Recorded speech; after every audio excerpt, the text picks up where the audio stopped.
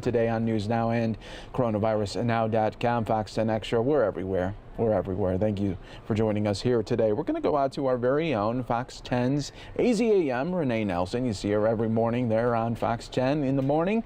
And, well, she did an interview with talking all about mental health during this pandemic. For so many, the last 3 months, it's been hard.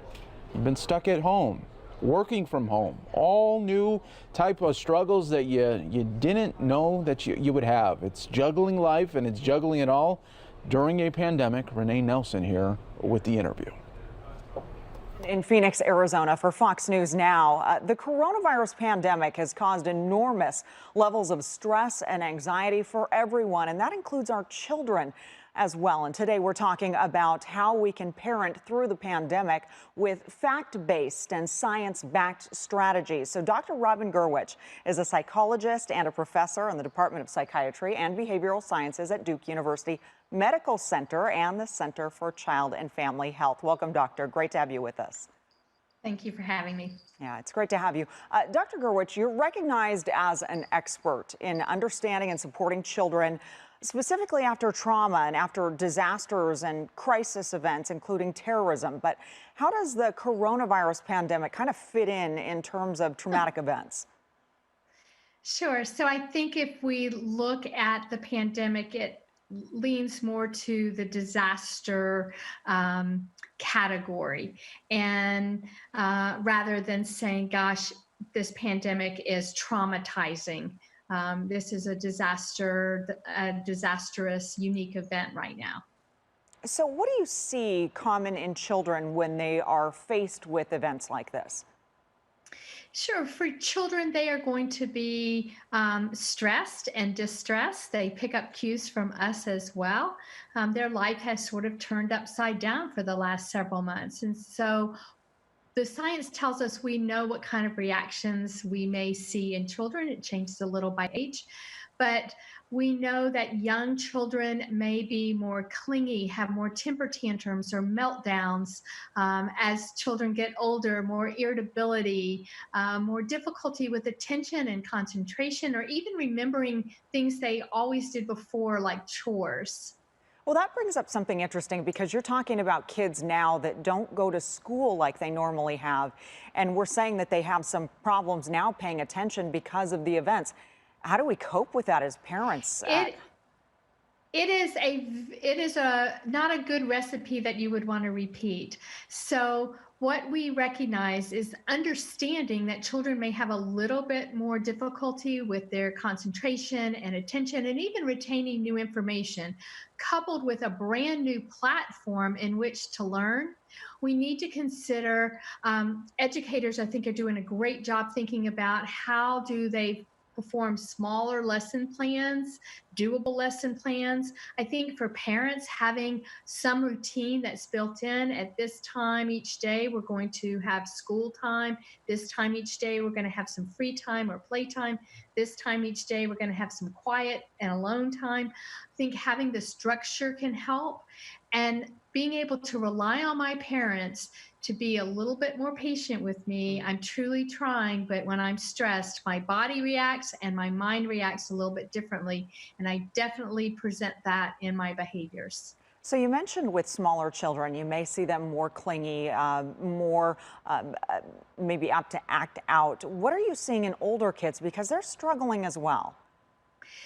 They are struggling, Renee, and I think with as children get older, we may see more irritability, more fears and worries that they have related to what does this mean for me? You know, I miss my friends, I miss the general events I was looking forward to. I was looking forward to certain activities in the summer.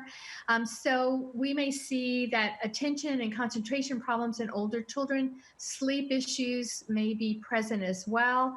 I think one of the things to look for is if you see children beginning to withdraw and lose interest in the activities they used to once enjoy as they're getting as older kids and tweens, teens, then that may be a cause for parents to say, I'm going to reach out and see if I can get a little bit of help. Doctor, are you saying then it is more normal or at least better for us to see children that are maybe older that are acting out rather than withdrawing? Is that a better sign? I think it is two sides of the same coin, so to speak. When children are stressed or distressed, we often see it in terms of changes in behavior. That may be more acting out and irritability above and beyond what we would expect, for example, in teenagers. But we may also see some children, some teens withdraw. So any massive change in behavior is something we want to pay attention to recognize that for children, one of the ways we can certainly help, we know the best predictor of how well our children are going to do, no matter what their age, is how well their parents and caregivers are coping. How are they handling the stress and distress of current situations? And that's really hard because you're talking about families that have potentially lost income, lost jobs. They certainly have lost their plans for the spring and potentially even the summer. What do you do as a parent to make sure that you are keeping yourself in check so you're not negatively impacting your child? So I know from our science that one of the most important things we have to do is actually talk to children. Do not wait for your children, no matter what their age is, to bring it up. We need to take the first step. We need to say, there's been so many changes because of coronavirus. Tell me what you know about this. So we know where to start the conversation. We can ask them about how they're feeling and validate those feelings. Then it becomes important to say, yes, here are the things that are happening. Here's what we're doing as a family. Here's what I'm doing to make sure that our family stays healthy and well. Here are things you can do. Here are the things we're doing to make sure that we can have all, we can eat, we can take care of ourselves. This is what's happening in our home. This is what's happening in our community. And this is what's happening in our state and beyond. So I think giving them that information, checking in with them, recognizing, acknowledging that I can be upset too, but here's the things I'm going to do about it. Giving children some coping strategies that they can use and making sure that we reinforce them for trying coping strategies. Everything from taking a walk outside to writing letters to first responders to helping bring a neighbor's garbage can in. We know that even when we're distressed, if we help others, we do better. So how do we help children feel that they have some control over a situation that often feels out of control? So you're saying don't wait. Just because you're maybe not hearing from your kids, they're not being verbal about their concerns, doesn't mean that you should think that they don't have concerns. Is that right? Absolutely. Absolutely. And the science tells us that children are more at risk for stress reactions when we do not talk to them. They know something's going on. And is it so scary that my parents or caregivers won't even mention it to me?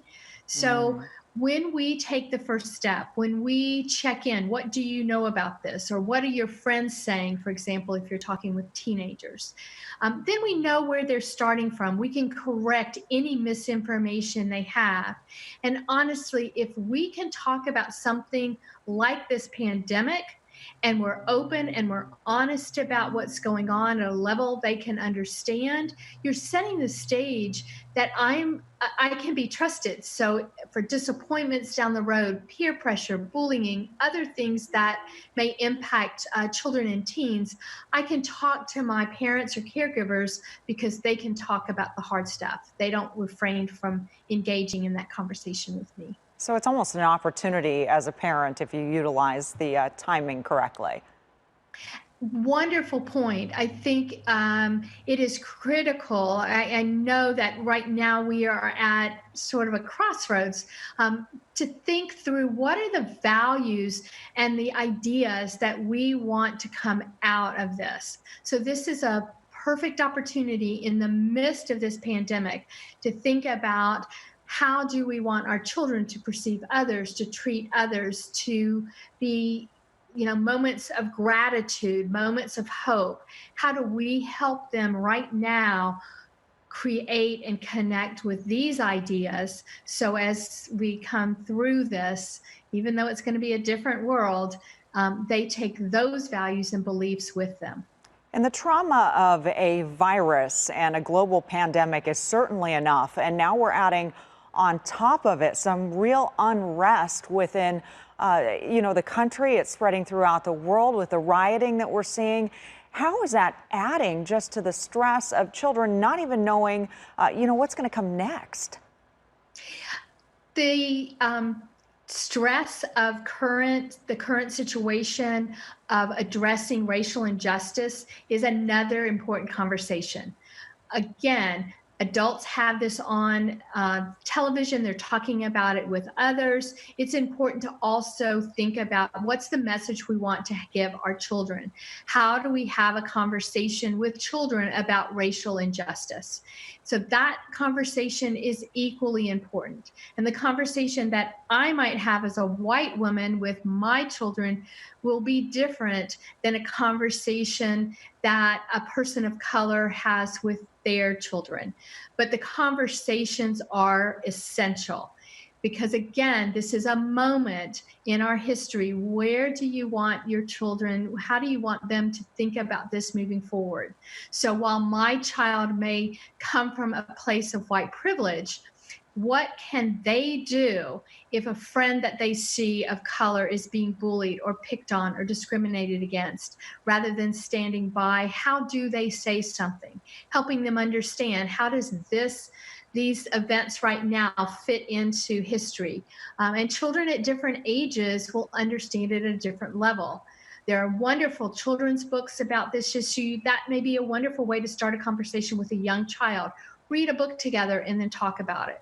With older children and teens, they're seeing this on television. They're seeing the images. Turn it off and talk to them.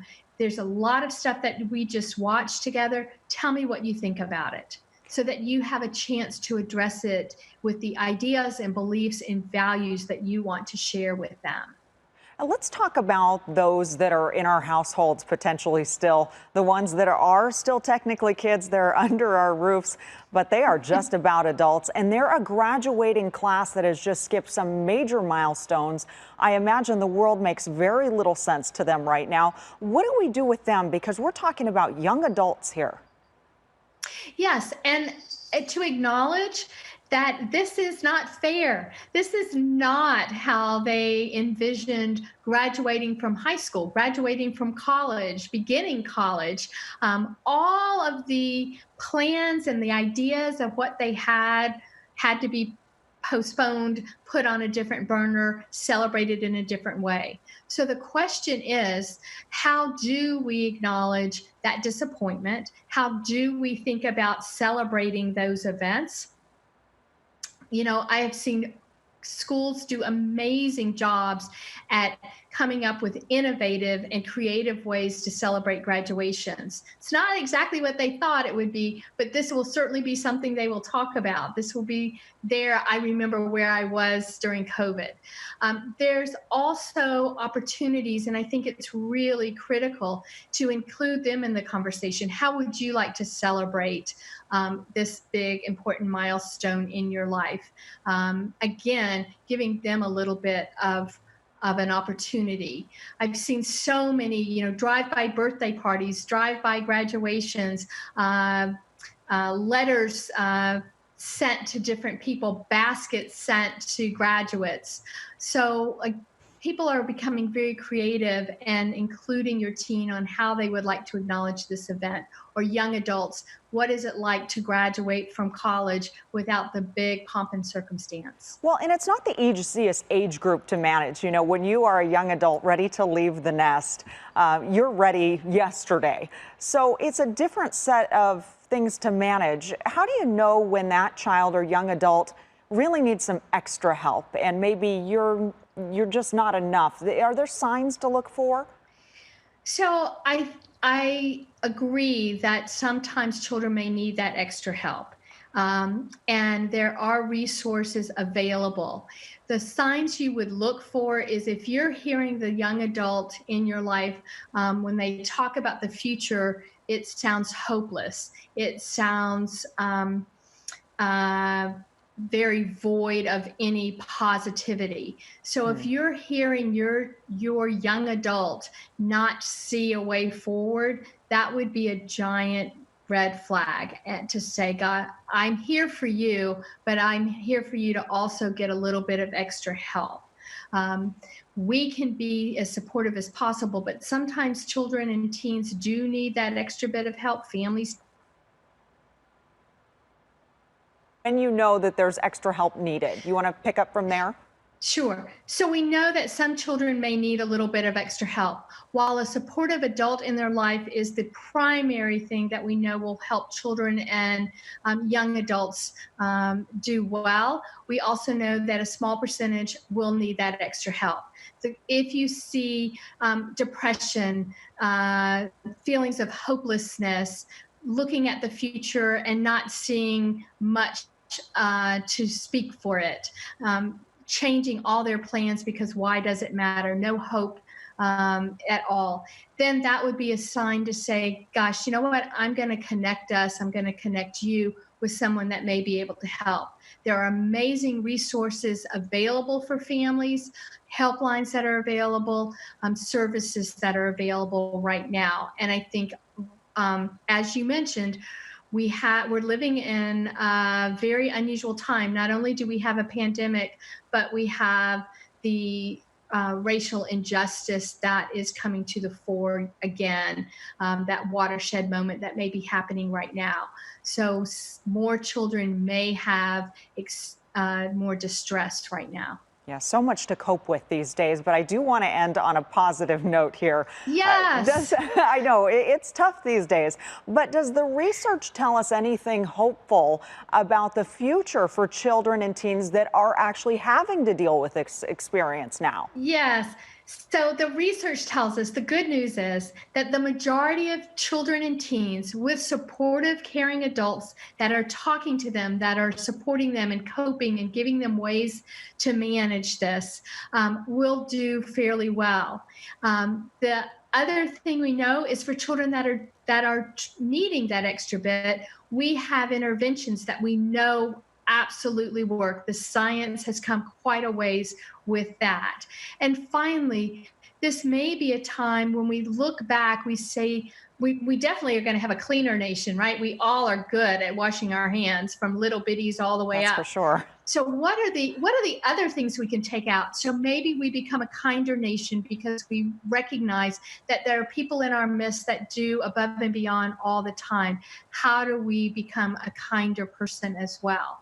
As we're talking about racial injustice, what's the message we want to come out of this? So maybe moving forward, we see a country that can come together where everyone is treated in the same way. So again, what are the messages we want our children to take forward? This is really our opportunity as adults to help share our visions and our ideas of what the world can be like with our children. Wow, that is fantastic. So what I'm getting from you is, really we've got to watch for those changes in behavior, no matter what they are on either end of the spectrum, whether it's acting out or even potentially withdrawing. Of course, having that conversation, even if your children aren't bringing it up, I'm hearing from you, be the one to start that conversation, and it's an opportunity for you as a parent. Absolutely. There's